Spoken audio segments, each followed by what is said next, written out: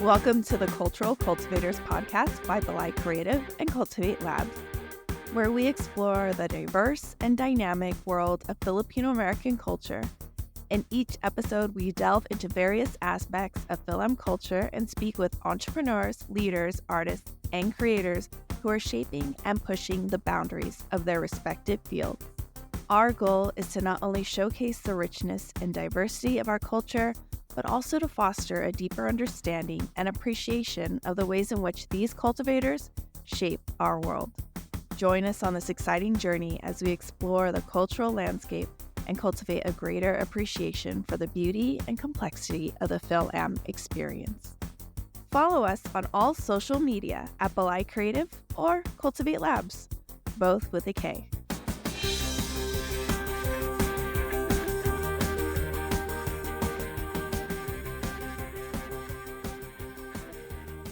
H.B. Mendoza is an acclaimed director and writer whose works include Coma the Musical, Fruit Fly, I Am a Ghost, Bitter Melon, and Attack, Decay, Release. The San Franciscan-based filmmaker was inducted into the Essential SF by the San Francisco Film Society in 2012, and Bitter Melon was dubbed one of the 20 best Bay Area films of the decade by the Mercury News.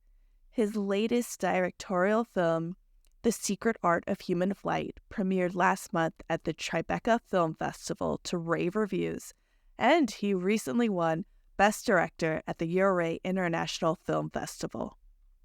In our conversation, HP talks about overcoming imposter syndrome and how he became comfortable with calling himself an artist.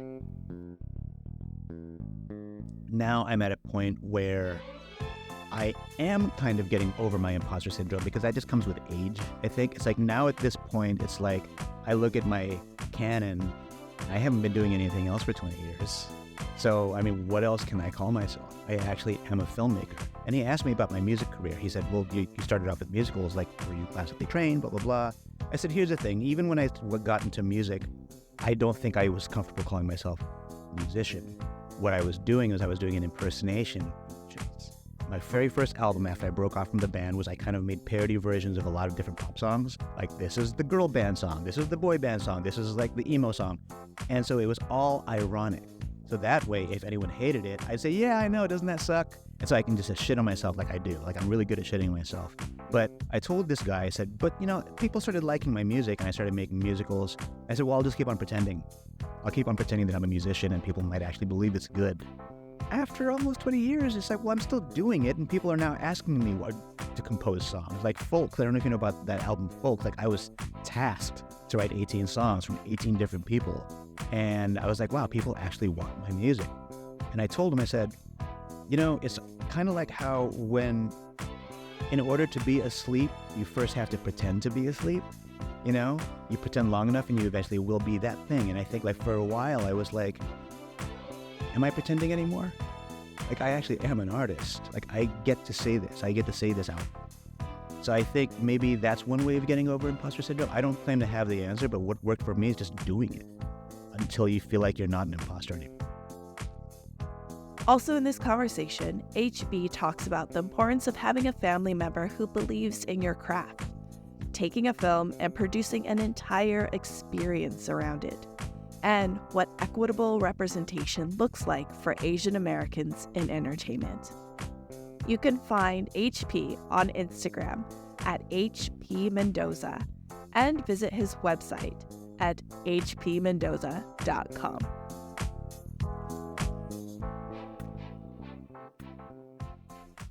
First of all, thank you for coming to the studio.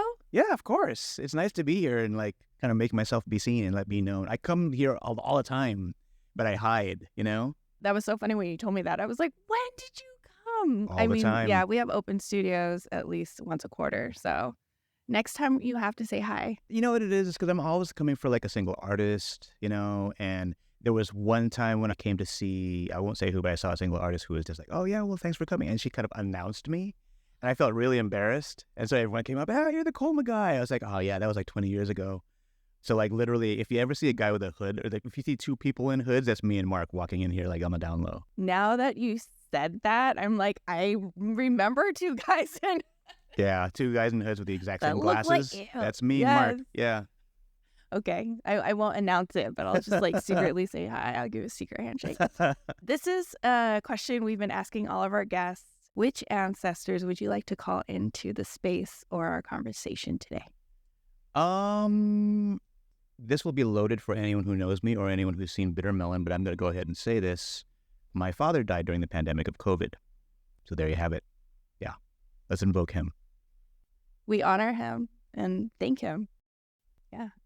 I also wanted to ask, because it's so fresh on my mind, you know, I'm an emerging filmmaker myself, and I watched this interview you did, and you talked about you being as young as 6 years old, kindergarten age, and recreating The Wizard of Oz with your father's, was it Super 8? Super 8, yeah. Yeah.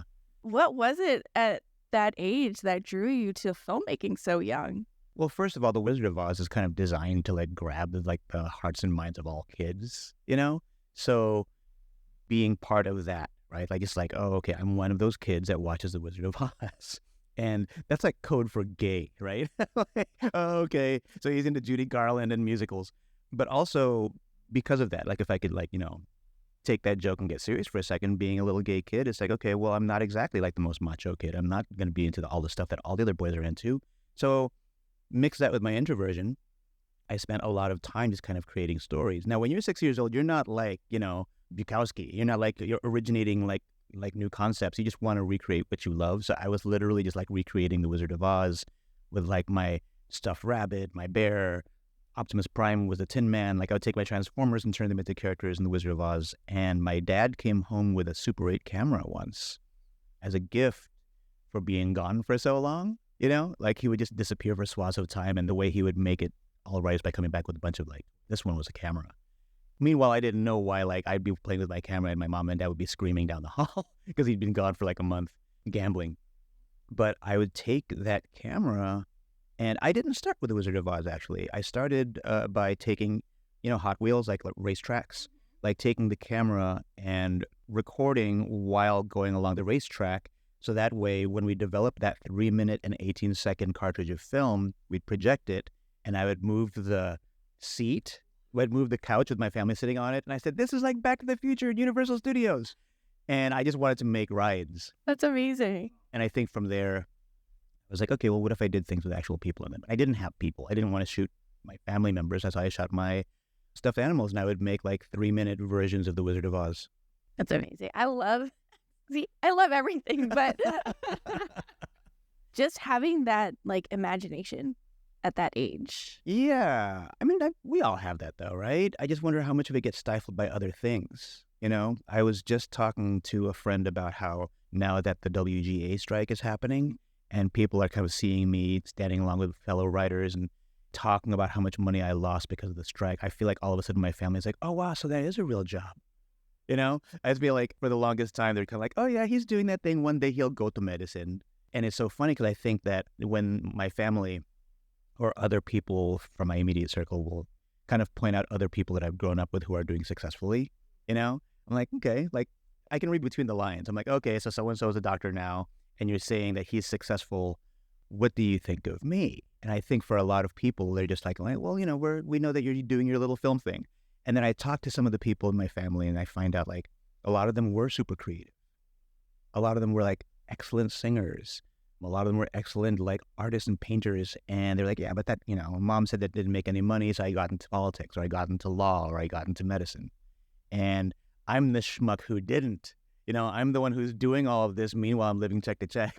I think that's an important thing that you bring up, because here at Polite Creative, with our creative growth program, we try to change that narrative in our culture. And it's so ingrained from such like goes back generations and generations, because you're right. There's so many Filipinos that are super talented and creative and imaginative. I think all of my family members either could draw or dance or sing or some kind of creative outlet, but they stifled it because they had to have a real job. Yeah. I mean, my father included, I'll be honest. I mean, it's interesting to think about how often I saw him playing with like random bands or random just people. And he was an excellent guitar player. My uncle was a vocalist. They would do their thing. And my father was also a painter. You know, he was an artist.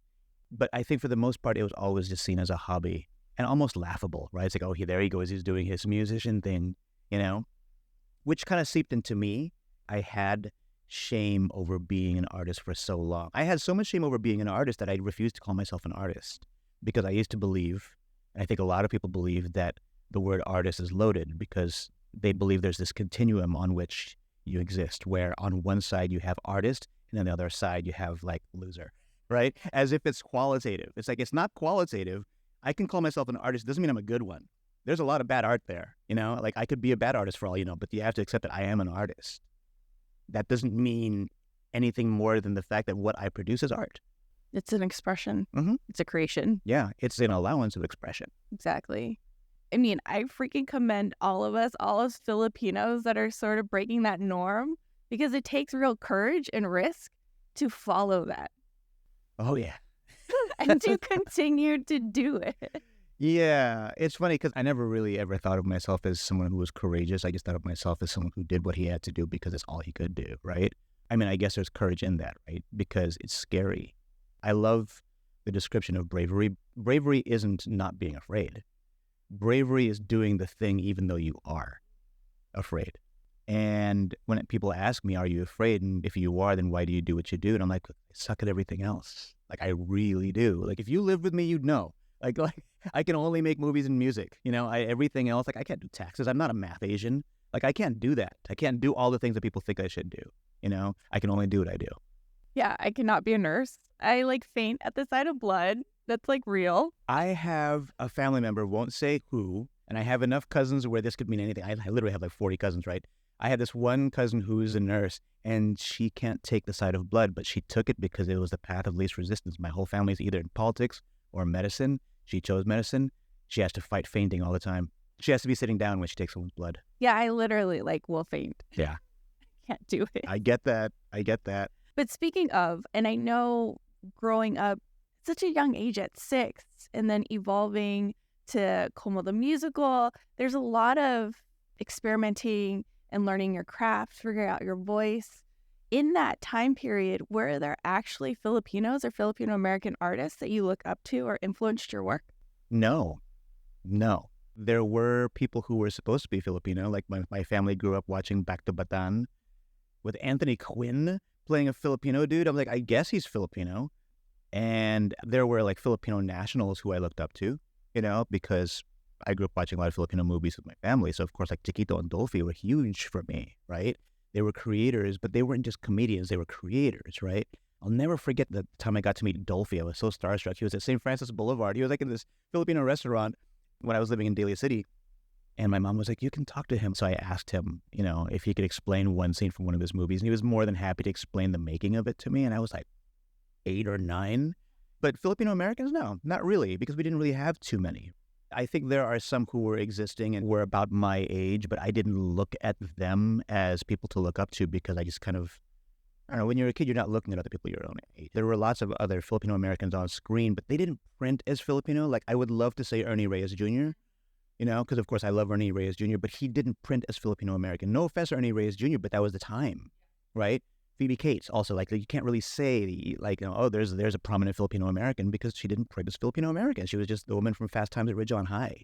So for me, if I could be completely honest, and I get to be cheesy about this, the person who really pushed me the most as far as, like, you know, a Filipino-American influence is my brother, my oldest brother, Jonas, who I pay tribute to at Bitter Melon also. He was the oldest of 3 boys who moved here from the Philippines and was trying to figure his life out and trying to figure out exactly how he fits in. And I saw how he would do it. When you have siblings, you can see how they're trying to change themselves to fit in with their surroundings. And, you know, I think a lot of people look at that and they're like, look at that person being fake. You're obviously not being real. You're trying to be American. But I didn't see it that way. I saw it as, oh, so he's trying to find out just like I am. And he opened my eyes to a lot of things, like growing up. He just had this thing. He had this thing where he knew that we were growing up in such a toxic household that was full of violence and drugs and that's just criminal activity. And he just wanted to get me away from all of that. So he would take me to things. He'd say, I want to show you what a THX theater is all about. I want you to experience what 70 millimeter projection. I want to introduce you to real anime. Like, I know you like Robotech, but I'm going to show you this movie that's going to be playing at the Roxy called Akira. And like, it's opening tomorrow and we're going. And he would take me to all these movies and he would just introduce me to all these concepts that he was learning. And the funny thing is now, whenever I go visit him in Philadelphia, I'm like, hey, do you remember when you taught me about this? You taught me about this video game and you taught me about these graphics. He forgot them all because he was never really that interested. He would just like look for anything and be like, well, maybe he'll be into this. And it's so funny because I thought that was who he was. And for the longest time, Jonas was the image of the Filipino man that I thought I had to be. And to some extent, I still do. Like, I go and see him and I'm just like, you're totally like the father figure, you know? You introduced me to all these things. It's hilarious that you had no interest in any of this stuff, but, you know, get to at least like watch my movies and see what's become of that. Yeah, that's similar to my uncle. Really? Yeah. Mm-hmm. What was his deal? He was a civil rights student activist, you know, at SF State, and he was always supporting all the cousins in their art, no matter what it was. He would encourage them. You want to be a singer? Here's a microphone and karaoke. Yeah. Yeah. You want to do movies? You want to act? Here's my VHS camcorder. Create a whole TV station. That's so great. And me and my cousins would just do that all summer long. There's always that one, isn't there, the family that you kind of seek out. Yeah. Not that you don't like the rest of the people in your family, but maybe I shouldn't speak for you, but I'll speak for myself. I have a really big family, of course. I think all Filipinos. Yeah, right. My mom has 12 brothers and sisters, and they each have like 3 or 4 kids. Yep. And I think some of them have like 3 or 4 kids too. But growing up, I feel like I was always happy to attend all the really big family events, and they were always really big. They were every Saturday. Like, we lived in one of those houses where, like, you know, my mom's brothers and sisters lived in the same house, and her parents lived in the house, and then all the kids lived there too. And I loved all of that. But there was always that moment when you found out a certain relative was coming who supports your artistic endeavors, and that just changes everything. You know, suddenly you want to be able to talk about these things, you know? For example, like, I'll never forget being like internally homophobic and being like, yeah, I don't watch The Little Mermaid. Why would I ever watch Little Mermaid? Then my one uncle, who was really into musicals and into song structure, he was a musician. He showed up and he was talking about Little Shop of Horrors. And I was like, that's by the same guy who wrote The Little Mermaid. And I just kind of like spewed all my geekery out. And I remember I was just talking about this, and I'll never forget, like, one of my cousins who would just come look at me. He was like, you watch Little Mermaid? That's gay. And my uncle was just like, oh, really? Am I gay too? Like, I'm really into that movie because it's a good movie. Let's talk over here. And he would pull me away. And I remember there was that moment where I was like, he makes me feel grown up. We all have that relative who, like, you know, pushes us or supports us. I want to be that for people, you know? Yeah, and shows us a light in the tunnel, in the dark tunnel. Be a nurse. Right. By the way, no shade to all of the people in the medical. We need they're that. Freaking superheroes. Yeah. Especially during the pandemic. Mm-hmm. We also get to support Filipinos who don't want to take the traditional route. Right. And I think that's where a generation before us didn't have the capacity to do that. Right. And now our generation, and especially a generation after us, like my son's generation, they're going to be, TikTok stars and I know YouTube creators. And and Filipinos are blowing up too. I don't envy the new generation. I'm happy for them. You know, I think a lot of times people will say, like, oh God, you know, like, we had it so much harder. I'm like, yeah, and that's how it should be. We're all doing work for everybody else. Exactly. We're opening doors. Yeah. And you've opened so many doors. I know I haven't even touched my question. No, I just want to point out one. You know, sometimes like following any form of Twitter can be toxic. Like, you go into film Twitter, you go to Filipino Twitter, you go to Philam Twitter. So there's all kinds of toxicity because it's Twitter. But one thing I thought was funny, there was a big moment where a lot of like Filipino-Americans who were in the medical industry were like, stop oppressing us. Stop making fun of us for being nurses and doctors. And I'm like, who's oppressing you? Like, you heard one Joe Coy joke and suddenly you feel so oppressed. I feel like you guys are the norm. You guys make way more money than we do. Oh yeah. I feel like you guys are just saying like white lives matter right now. Like you guys don't get to say this. Sorry. I will say this, all my in-laws who are nurses have like mansions. Right. I actually went to my cousin's house during a Joe Coy special, and everyone in the family is laughing, right? And by the way, they're all nurses. And like my auntie the mom, she's just like, I know it's supposed to be funny, but that's not nice. nursing is good. Don't make fun of the nurses. And every like one of my nurse cousins were like, "Oh, mom, shut up. Just enjoy the joke." Tita. Yeah. By the way, it was an mansion in Antioch. Antioch. I have so many cousins and aunts that live in Antioch. Antioch. Yeah. We have like so many pockets like Antioch, Vallejo, Daly City. Union City, yeah. South City, yeah. Everywhere. Yeah. All right. So I want to speak about this because I know we can talk on and on and on about, family and stereotyping and tradition, but I kind of want to switch gears because, in your career, you've beautifully captured a variety of aspects of Filipino-American culture, heritage in your films, from Colma to Fruit Fly to Bitter Melon. And now this new project, The Secret Art of Human Flight, is something so different. So my question is, what was it like directing a story that, one, wasn't Filipino-American focused, was with a larger budget, and also written by another screenwriter? Yeah. All of that hit me at once when they approached me. And the one thing I'm going to be completely forthcoming about is whenever people come up to me with an opportunity for anything, I'm always looking for an out for multiple valid reasons. One, I am really busy. I don't know if I want to do this thing that you're presenting to me because I'm busy, right? Two, I'm also insecure. Like all of a sudden somebody came to me with a script and a budget that was unheard of to me, right? It's like that budget could have funded all the movies I've made together twice, And three, I'm going to be directing Hollywood actors. I'd never done that before. I was like, what's this punk Filipino boy going to do, like with a bunch of Hollywood actors? And it was the lead actor who came to me. Grant Rosenmeyer came to me, and I was like, hey, you're the guy from Royal Tenenbaums, and you had your own sitcom on Fox for a while. You were Oliver Bean. Why me? And he was like, well, I saw I Am a Ghost, and I saw Colma when I was a kid, and right away I felt old. But I was looking for my outs, I'll be honest. I was like, well, maybe I should stick to what I know, right? And on top of that, I just lost 3 friends in a row. This was smack dab in the middle of the pandemic, and here's this movie about grief and loss. It's a comedy. Didn't know if I was ready for that. And the more I kind of meditated on it, it took me throwing the funeral for my dear friend for me to kind of work that out of my system and then come back to Grant and say, like, okay, I'll do it. Because I think what I thought to myself was, I have to shake things up a little bit. And when am I going to take that next step? And I was allowed to, do my director's pass, right? Which is, you get to rewrite some of the script. I get to insert some of myself into the script and put my stamp on it. And I think the interesting thing for me was that directing someone else's script ended up being liberating. I'm not saying I prefer it. I'm not saying I don't prefer it. I'm just saying it was liberating because when I'm directing a movie like Bitter Melon or Fruit Fly, there's already the anxiety of, this is a low-budget film. We don't have enough time to get all the takes that I want or light it the exact way that I want. Here's hoping that I'm doing a good enough job. And then you finally get the shot. And my whole thing is you direct until it feels like a movie. So I do, and I say, okay, we've got it. And then I stop and I finish patting myself on the back, and I'm like, is it well written? Because then there's this double anxiety because there's this moment where I'm like, did I just wrangle a bunch of my friends into just doing whatever I want, and now they're getting paid by me, so of course they're like, yes, whatever, sir. Did I just buy their love? I don't believe they did, but you fall into that moment sometimes where you're just like, well, I hope people like this. I hope people aren't just humoring me.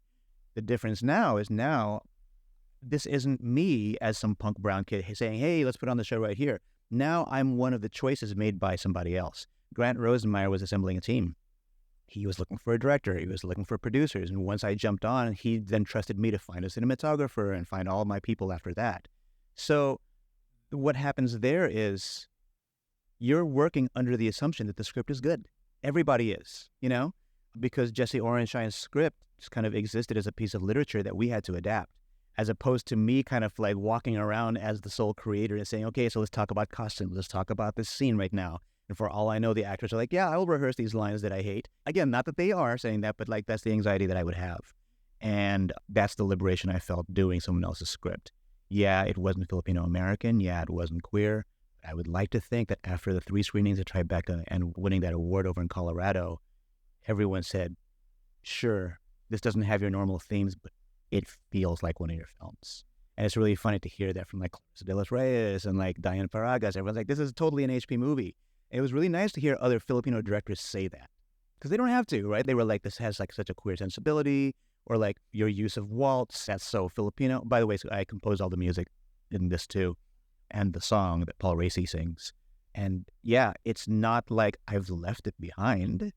I feel like after this, now that I'm getting a little more buzz, than I've had in the past, I'd like to take that attention and say, hey, thank you for coming and checking out The Secret Art of Human Flight. Check out my next film. And I hope you'll appreciate this super gay, super brown film, And I feel like that's how we have to do it. Everyone's been doing that. I've been learning that from lots of people. I learned that from Wayne Wang. Like I got to work with Wayne Wang over the years. There was something really interesting about me and Richard Wong, like hobnobbing with the likes of Wayne Wang. Well, Rich Wong wasn't hobnobbing with Wayne Wang. He was working with him. He co-directed Princess of Nebraska with him. But then I got to tertiarily get to know Wayne, and his one for me, one for you method is really interesting. Do you know about that? Very similar to the Coen brothers one for me, one for you. You know how the Coen brothers will do like one big blockbuster and then they follow it up with a super artsy film, and then do a blockbuster, super artsy. Wayne Wang too. He will do like his big, what was that? Oh, Made in Manhattan, or like Last Holiday with Queen Latifah. He'll do big movies, but in between each one, there'll be like this super indie, artsy, ethnic film. Yeah. And then he'll go back to directing white folk. And then and that he makes his money, then he takes that and then he directs another indie. Yeah. So he does one for me, one for you. And I've met other directors who do that. And I remember thinking to myself, I would love to be able to do that if I could just have the chance to do the one for me for one for you. And what happened with The Secret Art for Human Flight is I didn't see it as my chance for the one for me, one for you. What I saw that as was, oh, this is my chance to do my flying film. I feel like every director wants to do a flying film, of some kind. When I say flying film, it doesn't necessarily mean like literal flying. It's just like, the film that feels like flight.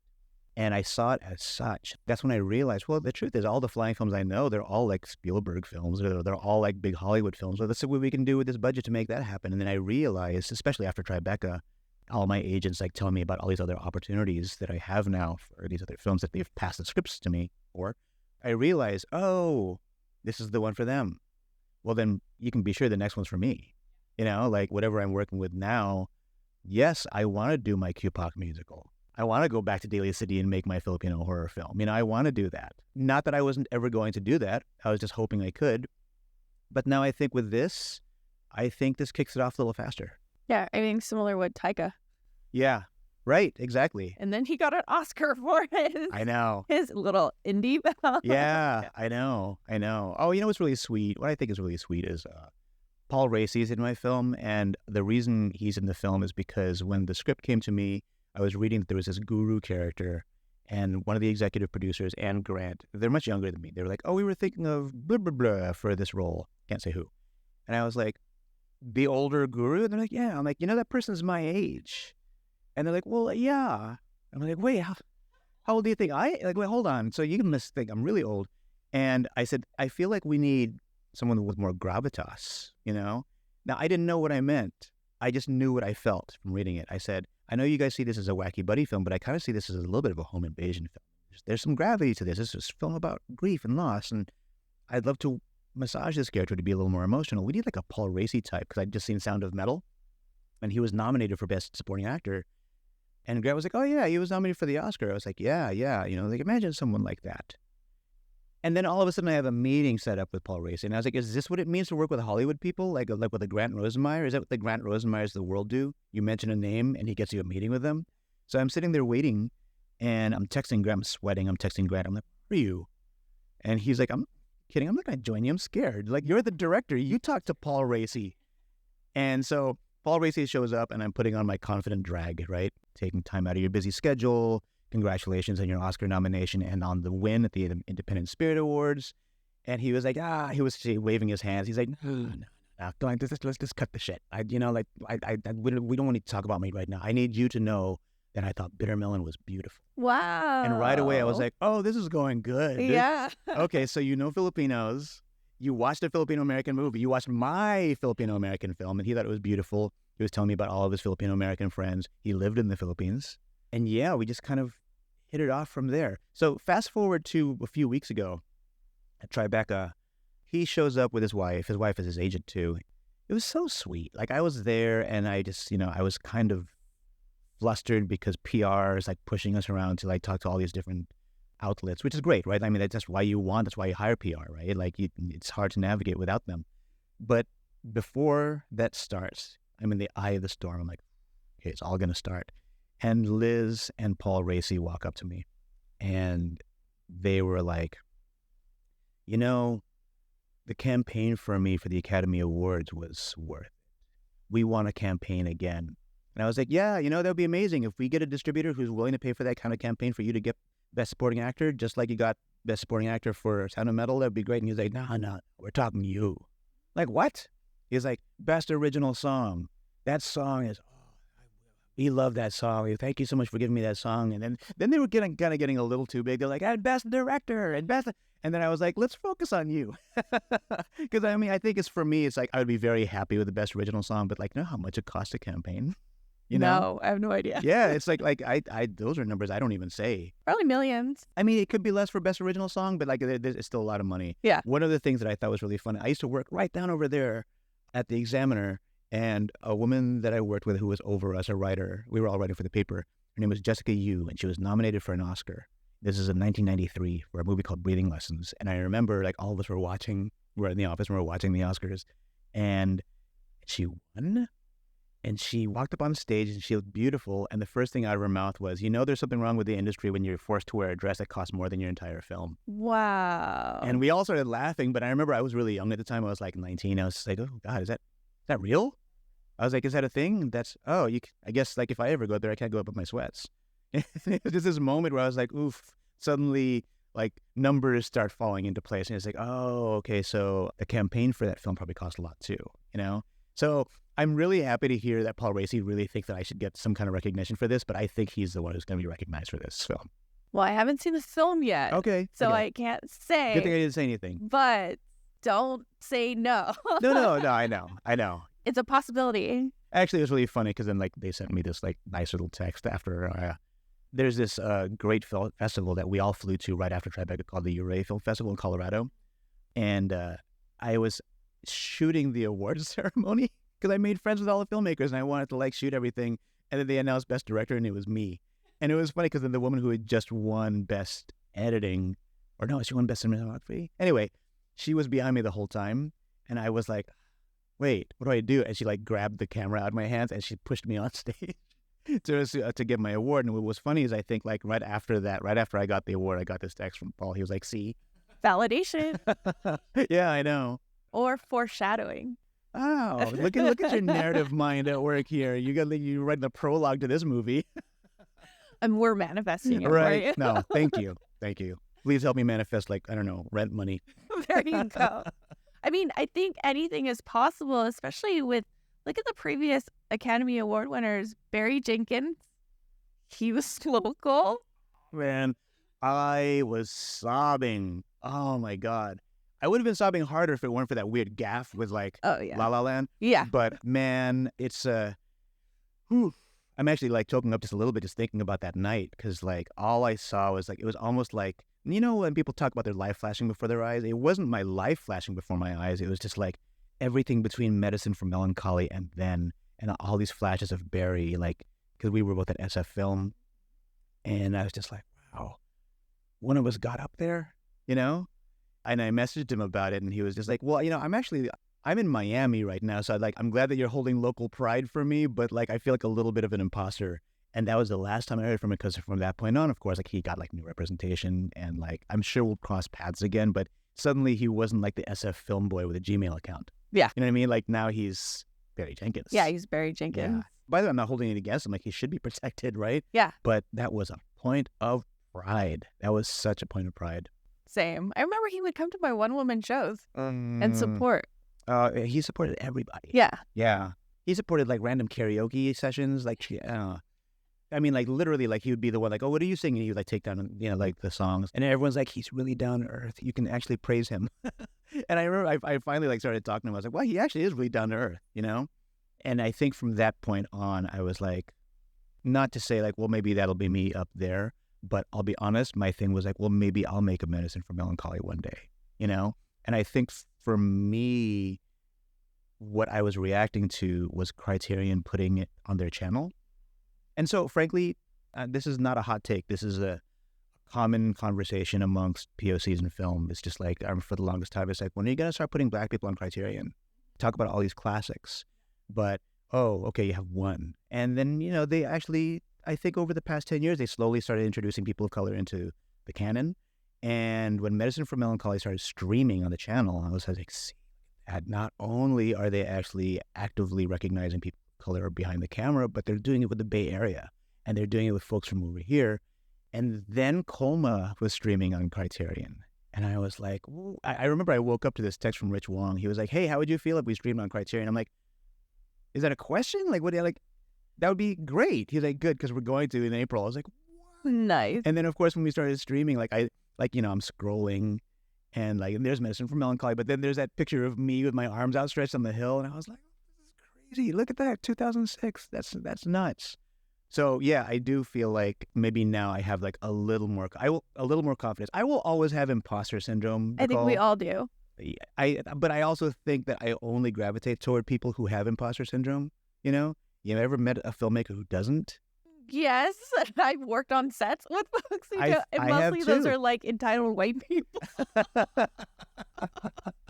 I'm going to go ahead and say this. I feel like the few directors that I've met / worked with who have no imposter syndrome, they don't make good movies. No, like the Michael Bays of the world. Oh, I've never worked with a Michael Bay, but, and for all I know, maybe he does have imposter syndrome. Maybe he goes and cries on his expensive pillow at night. But if I'm talking about even people on our level, right? Like people who are doing the independent film. Yeah. I've met a few who don't have imposter syndrome. Really? And I'm like, that sucks. I'm probably never going to hang out with you, We talk about that a lot on our podcast. Imposter syndrome. Yeah. And actually, since we're on the topic, how do you get over it? Or you just work through it? Only way out is through, right? I feel like that's my go-to answer for everything. Bad meals, only way out is through. I mean, all joking aside, I feel like everyone should embrace it. Somebody was asking about how I managed to be prolific. And I said, well, I don't feel like I'm as prolific as you think I am, because I see you checking your notes right now on your phone, and I see that you're on IMDb. And I see that you're on my Wikipedia page, and I'm sure if you go by what's curated there, it looks like I'm doing a lot of shit. And what you don't see is all the failures in between. You think I didn't try to make 5 other movies after Fruit Fly? I Am a Ghost happened a long time after Fruit Fly, by film standards, right? We shot Fruit Fly in 2009, didn't start making I Am a Ghost till 2011, and didn't get distribution for that till 2014. That's just the way things go. And I remember kicking myself for a while, thinking most other filmmakers get distribution after a year of film festivals. But I Am a Ghost was special. We kept getting into film festivals, so I shouldn't have been kicking myself for it. I was like, look, people still want it.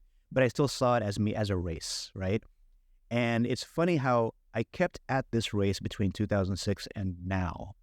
And I think about the times that I was falling behind, quote unquote, falling behind. And I don't even know who I might have been comparing myself to. Maybe it was just some fictional version of me I was comparing myself against, like the Ghost Trials in Mario Kart, right? I'm looking at some version of myself who's doing better than me, and I'm thinking I'm not there. And then here's some guy from KQED calling me prolific. And I'm like, you're looking at a curated version of me, If you knew the number of failures that happened in between, I don't know if you'd be using the word prolific, because my career is nothing more than a curation of all of my successes in a row. And I think now I'm at a point where I am kind of getting over my imposter syndrome, because that just comes with age, I think. It's now at this point, it's I look at my canon, and I haven't been doing anything else for 20 years. So, what else can I call myself? I actually am a filmmaker. And he asked me about my music career. He said, well, you started off with musicals, were you classically trained, blah, blah, blah. I said, here's the thing. Even when I got into music, I don't think I was comfortable calling myself a musician. What I was doing was I was doing an impersonation of musicians. My very first album after I broke off from the band was I kind of made parody versions of a lot of different pop songs. This is the girl band song. This is the boy band song. This is the emo song. And so it was all ironic. So that way, if anyone hated it, I'd say, yeah, I know, doesn't that suck? And so I can just shit on myself like I do. Like I'm really good at shitting on myself. But I told this guy, I said, but people started liking my music and I started making musicals. I said, well, I'll just keep on pretending. I'll keep on pretending that I'm a musician and people might actually believe it's good. After almost 20 years, it's like, well, I'm still doing it and people are now asking me what to compose songs. Like Folk, I don't know if you know about that album Folk. Like I was tasked to write 18 songs from 18 different people. And I was like, wow, people actually want my music. And I told him, I said, it's kind of like how when, in order to be asleep, you first have to pretend to be asleep, You pretend long enough and you eventually will be that thing. And I think like for a while I was like, am I pretending anymore? Like I actually am an artist. Like I get to say this. I get to say this out loud. So I think maybe that's one way of getting over imposter syndrome. I don't claim to have the answer, but what worked for me is just doing it until you feel like you're not an imposter anymore. Showing up. Mm-hmm. I want to talk about this film because I feel like it's not just a film, it's an experience. Attack Decay release. Yeah, thank you for saying that. I hope that people think that, yeah. And it was on 3 screens. One of the viewings was at Exploratorium. And I wanted to ask, what did you want audiences to take away from that? I watch it now and I'm like, damn, I made that? That's nuts. Like I was rehearsing with my band because we were live scoring it at the Exploratorium. And oh man, all kinds of imposter syndrome was coming out. I was like, oh, I'll just be in the corner over here controlling all the visuals and I'm going to play the keys and sing the backup. And then finally, like Dan and Seng were like, you should be in the center. This is yours. You wrote this, you directed this, you composed all the music, you're performing all the songs. We're performing with you. You should be in the center. It's weird for you to be in the corner in the dark. And I was like, okay, you know what? That makes a lot of sense. And while I was directing them during rehearsal time, I'd be watching the movie on these huge screens that they built. They built 3 separate screens at the Exploratorium, and they were wearing their astronaut outfits, he was drumming, Dan was drumming, and Seng was on bass. And I'm singing from the audience so I could see how it looks. Because also, I don't know if you remember what I was doing, I was also making animations that happen on the drums and on Seng's guitar and on their bodies. And when Anna Ishida or Carolyn would walk on stage with their white dresses, I would put animations on their bodies too. So I had to do a lot of stuff from the audience. And I'm watching what I'd made, and I was like, I just made a queer-ass sci-fi musical. And that's me floating around in space right there. And like, look, there's like actual effects. There's like rockets, and like this is like retro-futurist whatever. And I was like, I made that? Because the process of making it was so intensely fast, furious, and fun, because it was an art commission by the Swain Foundation, which was headed by Miguel Swain, CEO of Zendesk, and he pivoted to the arts. And he commissioned 100 artists in the Bay Area to reinterpret Noah's Ark. And I took that money and I was like, I have how much time? And I found out that I was like, everybody else were like, there were like these luminaries who were hired. And I was like, I had major imposter syndrome. Like, oh man, all these graphic artists and these sculptors and these performance artists are all going to be doing their pieces. I better show up and show out. So I went to town. I took all of that money, and I made it a 3-act film. I was kind of basing it on like 2001, And I think at that point I was like, it's going to be that. I hired like outside help for the special effects. I was like talking with the animators in Eastern Europe, a lot of them who helped with that section, that section that's all about like, the Earth that died, and me and Mark, like working out our issues in that space station. So there's that aspect of like, wow, I did that, right? And then there's the found footage aspect of it too, which is like all the historical footage of just showing like the advent of humanity, right? Like the rise of agriculture to the Industrial Revolution, to fascism, to slavery, to oppression, to everything that leads to right now, right? And a lot of that footage you see of all the protests, of all the Black Lives Matter rallies, those are mine. Like anything that's all like protest-oriented, that's footage from my life, And all the stuff in Tokyo, that was me. So literally, I was like, I'm just putting the story together. I have to reinterpret Noah's Ark. Like, that's all I was thinking. And I remember if you were to ask me then, like, what do you want people to take away from it? I'd just say, Noah's Ark. Like, I didn't know what to say because I was just rushing to make this movie.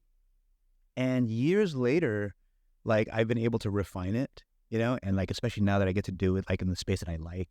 Not that I didn't like the other spaces, but now it's like, because the Hayes Valley one was really cold. People didn't want to stay for the whole thing. And there were some people who were dropping acid during that film, which I was very happy for, right? Because the film is good for that. But at the same time, it's like, okay, well, this really should be like in a more party setting, whereas like not a party, like a concert setting. So I really feel like this time around, I can really distill what I hope people take away from this. And that's just the idea that we all just experienced something really traumatic. And let's not fool ourselves into thinking that we're out of the woods yet. We're all going through it. So many of us are going through it in so many different ways, you know? By the way, that story I wrote in 2012, I wrote that story and that music about a pandemic destroying the world in 2012. So this is pre-COVID, right? So like now that I got to do it as a film, like I couldn't even think about COVID. I was just thinking, even though a lot of that footage of the people with masks in Tokyo, that was mine, right? That was the beginning of the pandemic in Japan. I still didn't see it as such. And so like now in retrospect, I realized I'm like, no, I really wanted them to make a movie that just kind of reminded people that we're all in it together. And I know that sounds really simplistic, but I think that if you watch the film and you take in my themes, you take the history of humanity, you take the history of fascism, you take the history of industry, right?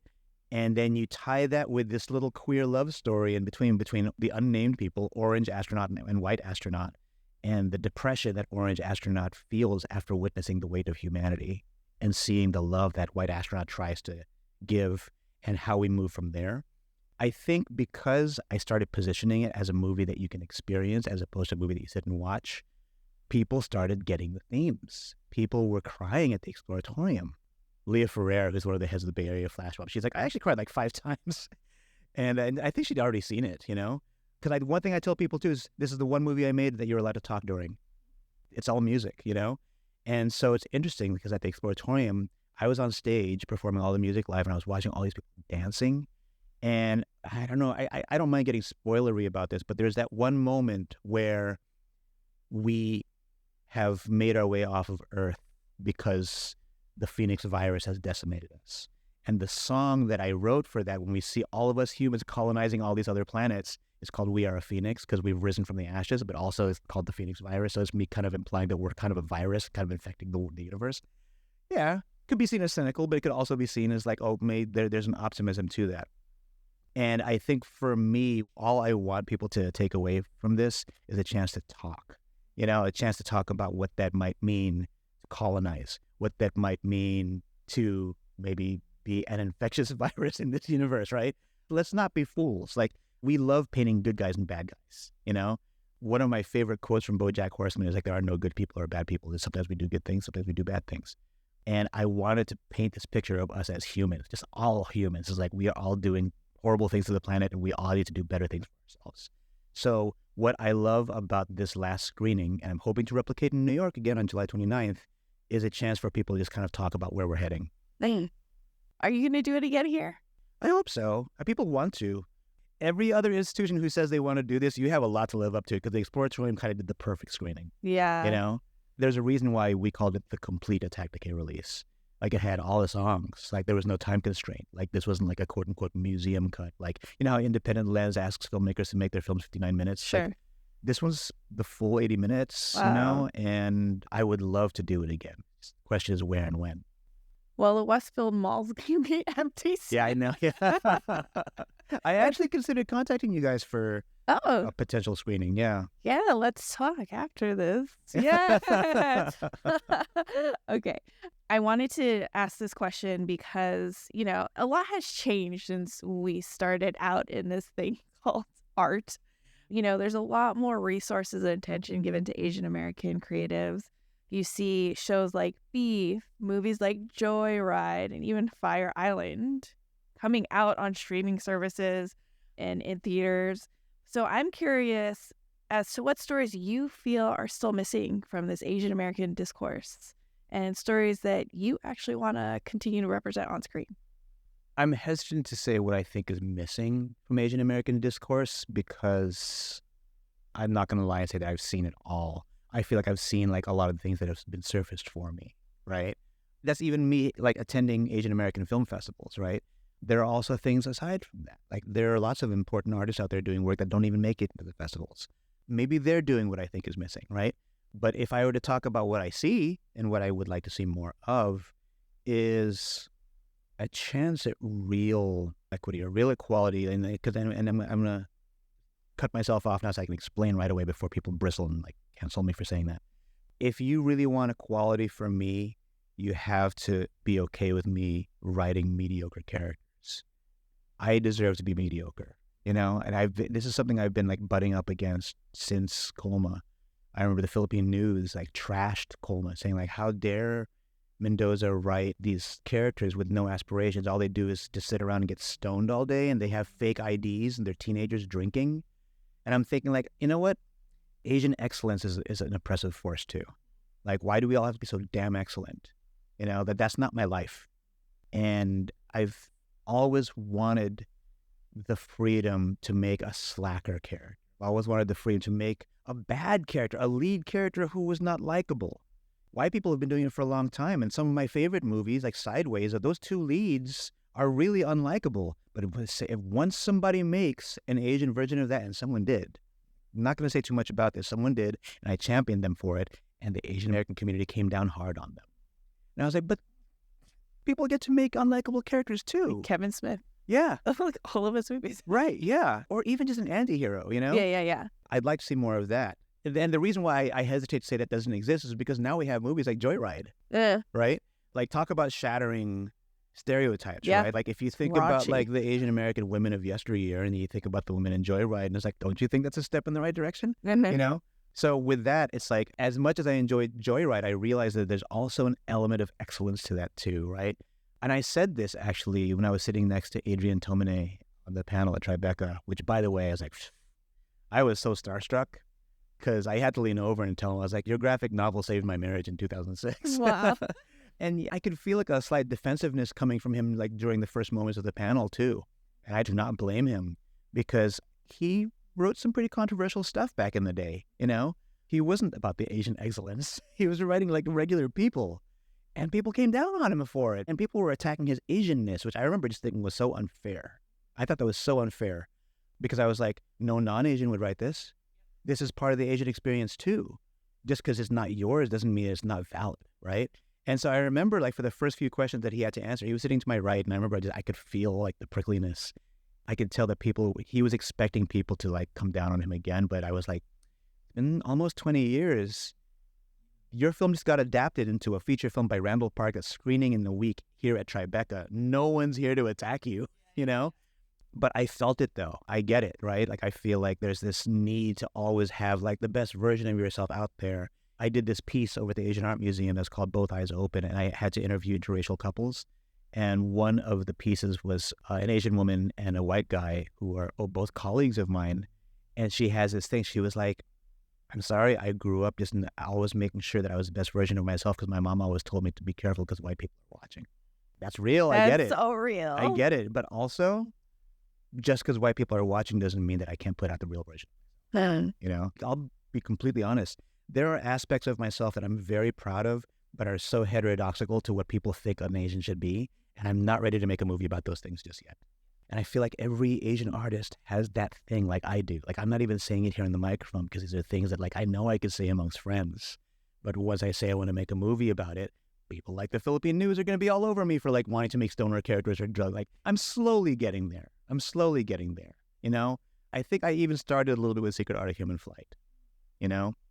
There's a little bit of me in there, and I'm not going to say too much about what it is. I'm starting to dip my toe into the water about just kind of like letting on to like some of my other identities. I feel that so much. Yeah. My pilot was about panais and cannabis, and no one wanted to touch it. Fine, I'm just going to go ahead and say it. I do a lot of drugs, all right? And so like I was able to put my psychedelic experience into like there's a mushroom trip in the scene, and I actually guided a lot of mushroom trips for people who were involved with the film. Even I did a piece for Salon recently, and I was talking about that, and he's a lovely guy. I've known this journalist for a very long time. He's like, I'm probably not going to use that part. I want to make sure you look good. I was like, why does it look bad if I say that I use psychedelics, It's legal here in the Bay Area. I know. And I said that too. I was like, I literally joined a church just so I can get some. And he was like, yeah, but this is a national publication. And he's not Asian either, right? So this is just him being nice. But there's a part of me that kind of feels like it's kind of a big part of my identity. Like, I want to be able to talk about this, and I want to make a movie about it. So by having like my take on that mushroom scene in The Secret Art of Human Flight was kind of like me dipping my toe in the water. Here's the thing too. Steve Jobs, how do you think Apple and Pixar was formed? He was high on shrooms and acid when he thought of both of those companies. If you read his bio. Yeah. That's all he talks about is doing Yeah. a bunch of drugs. It's kind of the reason why I kind of bristle whenever someone sees something super creative and they're like, "Wow, I want whatever that dude's smoking." It's just like you're half praising them, but there's also a lot of judgment in that too, right? I'm Yeah. just kind of like, if you only knew, Yeah. if you only knew how much better of a person you'd be if you did what I do. I will say I'm bad at microdosing. Every time I've tried to microdose, I've done too much. I'm like, oh, that was just a dose. But I feel like it's the only drug I've done in which I learn something and I take it into the real world, you know?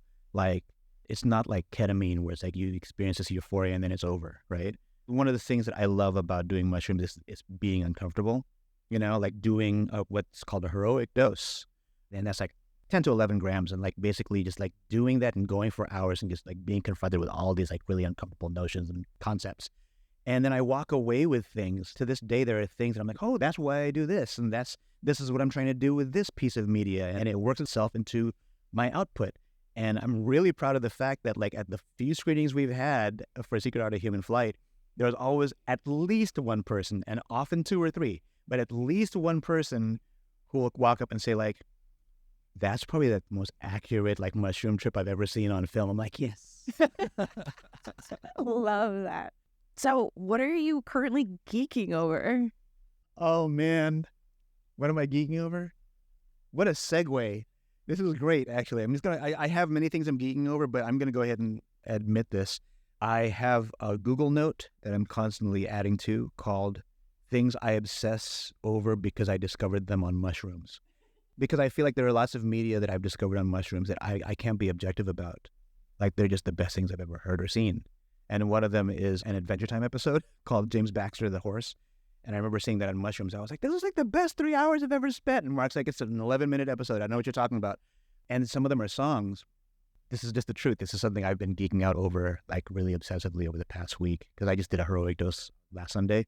And I was one of those people, and this is so typical, I only subscribed and really appreciated and praised the first 3 albums of Belle and Sebastian because I was like, oh, that's the real Belle and Sebastian. After everything after that's overproduced pap, right?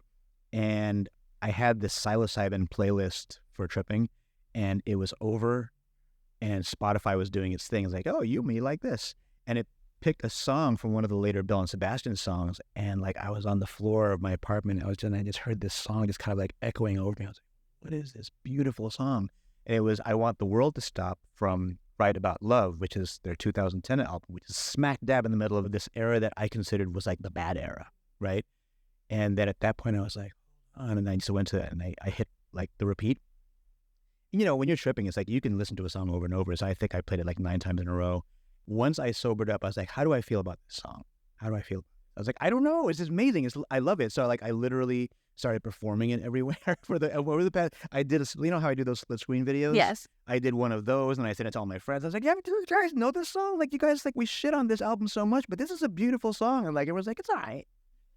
I'm like, it's great. This is a beautiful song. So like, it's funny because I started revisiting like the stuff in my list from over the years because I was thinking, it's like, oof, maybe as it wears out, maybe I'll have a different perspective. But I went back and I was looking at some of this stuff. I saw like Feels Good by Ty Segall was in there. Oh, I had the live version of You Got Me by The Roots featuring Jill Scott instead of Erykah Badu on there. Oh, wow. And I had like Imitation of Life by R.E.M. I was like, nope, still love all of them. Yeah. So I'm kind of geeking out over like this playlist that I'm making now. Like some of it is like episodes of shows and some of them are movies.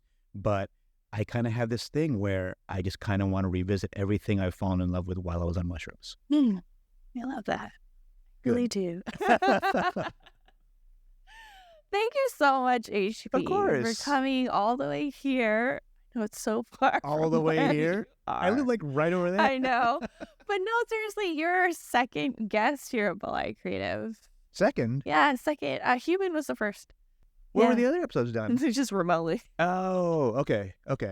So this is very special. Oh, and nice. I feel thanks for having honored me. Thanks for that having you're me. here. I always feel honored to be here, but it's also, you know, I'm just such a local boy that like, whenever I come here, I have that thing where it's like once someone starts giving me attention, I assume that the people who are like, wow, you're the guy that did blah, blah, blah, that for every one of those people, there are 3 other people on this side saying, The fuck is he? Why does he deserve all this fucking attention? You know, like we're just trying to do our thing here, you know? And so I never want to be that guy. So that's why I'm just like, I walk in, I'm just like, oh yeah, I'm just going to, visit my friend and then leave, you know? Well, when you are nominated for Best Director in the Oscars, I'm going to be like, HP is so humble. Because you really are. And you are a freaking joy to be with and be in space with. So thank you so much for coming. Thank you for having me.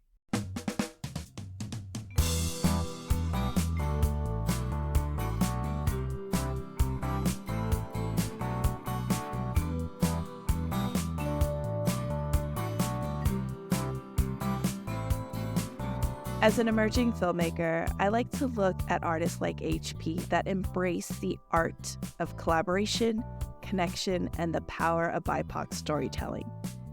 In this episode, he offered a really candid examination of the pressures that we as Asian Americans experience in being measured up still to this model minority myth, the standard in our households, careers, and even in media. And if we continue to fight for representation in media, he makes a really great point that not all representation need to be quote unquote good or wealthy like Crazy Rich Asians. And as we craft and share our stories, we get to embrace the diversity of the film experience. Also, what I appreciate most about our conversation was HP's openness and his ability to keep that childlike wonder, magic, and creativity in all of his projects. I remember as a kid doing something similar with my cousins, except I was writing, reenacting, and filming SNL sketches, soap operas, and late-night TV interviews, all with the support of my Uncle Pat and his VHS video camera. It's amazing when we have the opportunity to, as children, we really do gravitate towards the thing that drives us and our passion for creating. Today, I'm proud to call myself an artist, a writer, an actor, and even filmmaker. And looking back at my 20-year-long career, I can finally say, I'm not pretending anymore. You can find HP on Instagram at HP Mendoza and catch his latest film, The Secret Art of Human Flight, on the film festival circuit. Cultural Kultivators is hosted by me, Nicole Saliver. You can follow me at Kindred Kapwa on Instagram. The podcast is co-produced by John Reyes and Belai Creative. It is a product of Cultivate Labs. Stay in touch at belaicreative.org. Creative with a K.